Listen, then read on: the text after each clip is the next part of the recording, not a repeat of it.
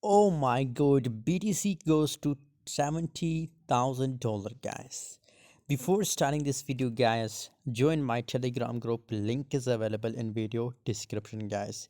It's a completely free group, guys, and I share 5 to 10 signal every single day, guys. So if you want, join now, guys. BTC, these from $50,000 to $70,000 in the last 1 week. The price from in the 70s, $20,000 changes. Oh my god, really the massive update of BTC, guys. What should we do in right now situation, guys? Currently just look here, from long time, from last 1 week, BTC is completely in uptrend, guys.